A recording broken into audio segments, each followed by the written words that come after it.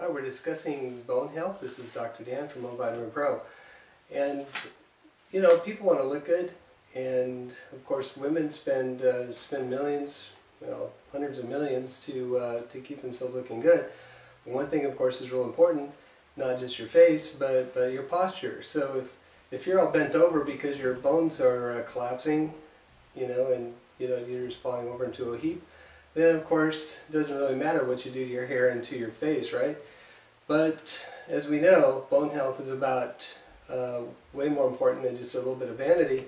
Osteoporosis is a killer, and some researchers have noted that this is the #1 killer of women over 60 because if a hip breaks, then you're likely to throw a clot, and if that happens, that clot of course can travel to a vital organ, brain or heart, and that's that.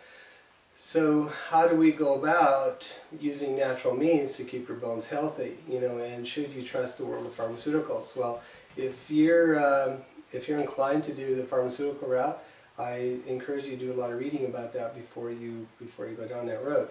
But I don't like to be critical of something if I don't have a decent alternative. Now, if you're not getting DEXA scans periodically, if you're, say, a woman who's predisposed to such things, in other words, if you know something about your family history and your mother and grandmother have had osteoporosis, then you need to look at it too. So, when do you start these? It depends on family history. I've seen women in their 30s with osteoporosis, and I've seen women, 65 or 70 or 80 that are just fine.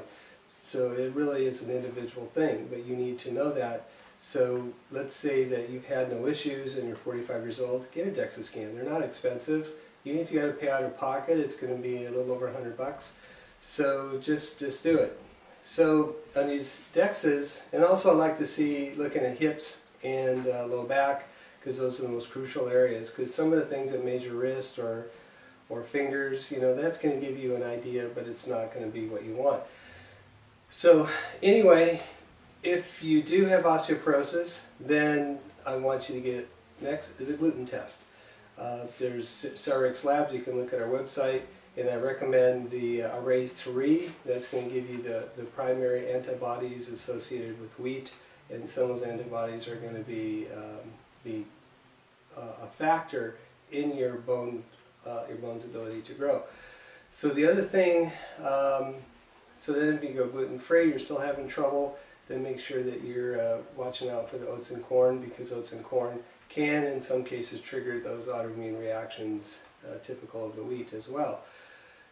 We do have some products that we like for building bone. One is iCal Labs Ostenol, and there are some other very effective bone formulas from Karuna, like Calplex or Ostera from Metagenics. So anyway, there are some things you can do, and of course make sure you're getting lots of vitamin D, and again, the lab test will show you how much of that you need. A lot of women who are having these issues need at least 5,000 units a day, maybe 10 to 20, so it just depends. So there's some basics on bone health, and I hope that you do take all this seriously, because not only does poor bone health make you look bad, but it also will kill you. So thanks a lot for listening.